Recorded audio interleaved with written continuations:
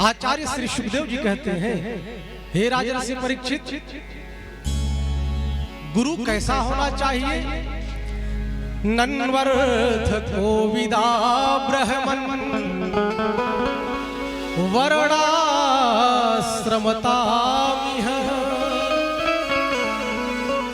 ये मया गुरुड़ा वाचा तरन्त्यंजो भवार्णवम्। कहा इस भवसागर से जीव को भाव सागर में ले जाने वाला कौन? बोले गुरु।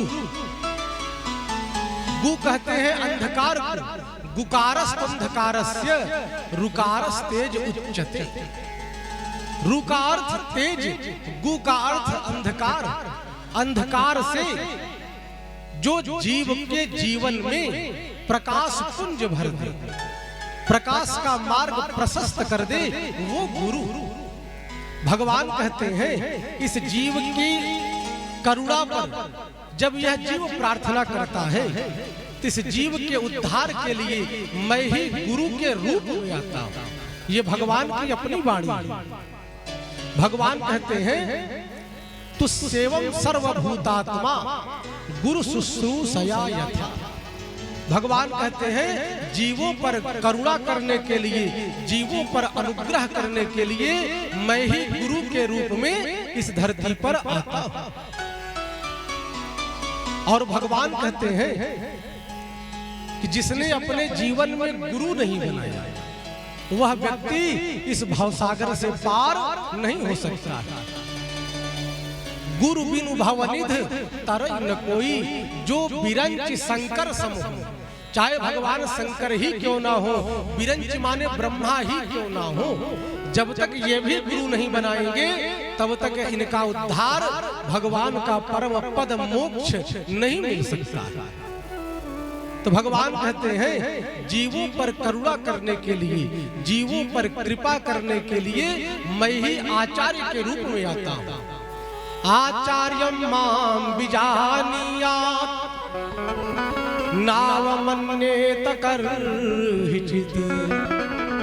भगवान कहते हैं मैं ही आचार्य के रूप में, गुरु के रूप में आता हूं और उस जीव पर करुणा करता हूं। गुरु कैसा हो? हरहि शिष्य धन शोक न हरहि। गुरु को लोभी नहीं होना चाहिए, गुरु में गुरुता होनी चाहिए। अगर गुरु ही अपने शिष्य से कुछ मांगने लग जाए, कुछ मांग कर ले, तो कहा उसकी गुरुता समाप्त हो जाएगी। गुरु का अर्थ श्रेष्ठ, बड़ा। और गुरु यजमान से कुछ चाहे, उस भक्त से कुछ चाहे, कहा इसमें उसकी गुरुता नष्ट हो जाएगी। गुरु के भीतर लोभ नहीं होना चाहिए, लोलुपता नहीं होनी चाहिए। और कहा कि महाराज जिस गुरु में लोभ आ जाए, केवल वह जजमान की वही दक्षिणा देखे कि मेरा जजमान आएगा तो इतना सारा दक्षिणा मुझे प्रदान करे, तो कहा कि हरहि शिष्य धन शोक न हरहि। ऐसे गुरु और चेला कहा नरक में ठेलम ठेला। बोल भक्तवत्सल भगवान की। तो यहां पर कहते हैं तीर्थ नहाए एक फल, संत मिले फल चार, सदगुरु मिले अनंत फल, कहे कबीर विचार। यदि सच्चा सदगुरु मिल जाए तो समझो भगवान की प्राप्ति हो गई। और कहते हैं गुरु कैसा होना चाहिए? गुरु के लक्षण बताते हैं। हमारा गुरु कैसा हो? आचार्यो वेद संपन्नो। हमारा गुरु, हमारा आचार्य कैसा हो?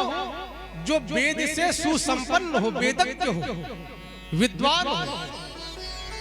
आचार्यो वेद संपन्नो विष्णु भक्तो विमत्सरः। और बोले हमारा आचार्य, हमारा गुरु भगवान विष्णु का परम भक्त। और कैसा हो? कहा मंत्रज्ञो, मंत्र में उसकी एक निष्ठा। मंत्रज्ञो मंत्र भक्तश्च, मंत्र में उसकी निष्ठा हो, मंत्र में महाविश्वास हो। और कहा कि जब उसका मंत्र दृढ़ होगा, मंत्र के प्रति उसमें अनुराग होगा, सदा मंत्राश्रया शुचि, और जो मंत्र का आश्रय लेकर के शिष्यों को प्रदान करेगा, वही मंत्र गुरु और शिष्य दोनों का उद्धार करेगा। हमारा गुरु कैसा हो? सत संप्रदाय संयुक्तो ब्रह्म विद्या विशारद। कहा कि हमारा गुरु किसी संप्रदाय से युक्त हो। यहाँ पर लोग कहते हैं कि संप्रदाय नहीं होना चाहिए, यहाँ पर भगवान कहते हैं कि गुरु कैसा हो? सत संप्रदाय संयुक्तो, उसकी एक निष्ठ परंपरा, उसका अपना एक तिलक हो। ऐसा नहीं कि कभी ऊर्ध्वपुंड लगाए, कभी पूरा माथा पोत ले। कहा कि यह आडंबर नहीं, एक संप्रदाय में उसकी निष्ठा हो। सत संप्रदाय संयुक्तो, संप्रदाय से संयुक्त हो, ब्रह्म विद्या विशारद, ब्रह्म विद्या का ज्ञानी, विशारद, पारंगत। और इस प्रकार से कहते हैं कि जब ऐसे आचार्य की प्राप्ति होगी तो निश्चित ही भगवत प्राप्ति हो जाएगी। कहा कैसे? बड़ी समझने की बात। कहा कि एक व्यक्ति था, वह पेड़ पर चढ़ा और उस वृक्ष से वह गिर पड़ा, उसका हाथ टूट गया और हाथ में डॉक्टर के पास गया, डॉक्टर ने प्लास्टर कर दिया, उसी के गले में बांध दिया।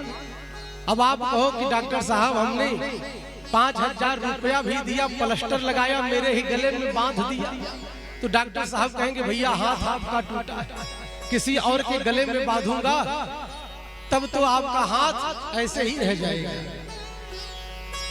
तो कहने का भाव, कहा कि जब व्यक्ति को अच्छे आचार्य की प्राप्ति हो जाती है, अच्छे सदगुरु की प्राप्ति हो जाती है, वह जीव इस भवसागर से उसी प्रकार तर जाता है।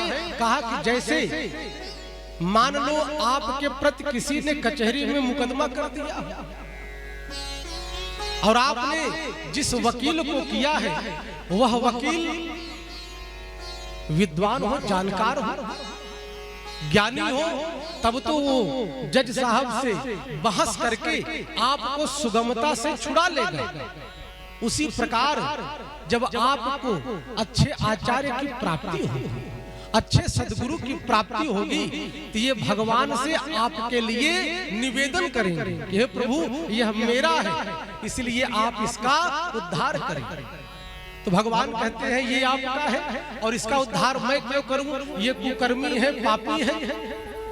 तो वह दास कहता है कि हे प्रभु मैं आपका हूं और मेरा तो स्वभाव क्या है कि तुम ही निवेदित भोजन करहि, तुम ही निवेदित भोजन करहि, प्रभु प्रसाद पट भूषण धरहि, प्रभु प्रसाद पट भूषण धरहि। जीव कहता है कि हे प्रभु मेरे संपर्क में जो आता है पहले मैं वह आपको अर्पण कर देता हूँ, तो यह जीव मेरा है, इसलिए इसको भी मैं आपको अर्पण करता हूँ। पापी है, कामी है, क्रोधी है, लोभी है, जैसा भी है यह मेरा है और मैं आपका हूँ, आपसे प्रार्थना करता हूँ इसका उद्धार अवश्य कर दे।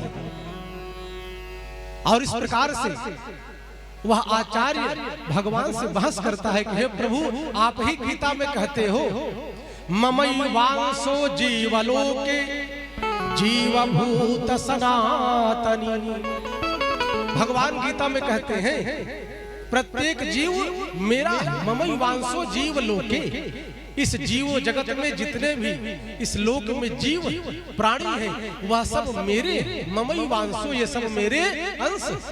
तो हे प्रभु ये सब आपके अंश हैं, ये मेरे संपर्क में आया, मेरे संबंध में आया, तो आप इसका उद्धार करें। और इस प्रकार से कहते हैं कि गुरु में यदि क्रोध दिखाई दे तो भक्त को चाहिए कि गुरु में दोष न देखे। समझ लो कि भगवान हमारे गुरुदेव में नरसिंह भगवान प्रकट हो गए और कहा कि नरसिंह जान करके गुरु में दर्शन करें। और जब गुरु में कहा कि मर्यादा दिखाई दे तो भगवान श्री राम का ही ये समझो कि हमारे गुरुदेव कैसे बोले, भगवान राम ही हमारे गुरु के रूप में आए। और कहा कि एक श्लोक है गर्ग संहिता का, गुरुर ब्रह्मा गुरुर विष्णु गुरुर देवो महेश्वर गुरु साक्षात परम ब्रह्म तस्मै श्री गुरुवे नमः। यह श्लोक भगवान के संबंध में है, लेकिन इस श्लोक को हम लोग गुरु के संबंध में गाते हैं कि हे गुरुदेव आप ब्रह्मा है, आप विष्णु है, आप शंकर। कहा कि जैसे पत्नी का सर्वस्व कौन, बोले उसका पति। पति को पत्नी से इस प्रकार से रहना चाहिए कि उसके पत्नी में उसके प्रति परमेश्वर का भाव आए। ये पत्नी का भाव है कि पति में परमेश्वर देखे। अब वह पति ही अपने आप को परमेश्वर समझने लग जाए तो कहा कि सबसे बड़ी विडंबना यही है। और गुरु यह सोचे कि मैं ब्रह्मा, मैं विष्णु, मैं शंकर, तो कहा कि गुरु की गुरुता समाप्त हो जाएगी। यह भक्त का भाव है कि गुरु में नाना प्रकार के भाव को देखे। क्रोध में है तो भगवान नरसिंह, मर्यादा में है तो राम जी का दर्शन, और इस प्रकार से दर्शन करा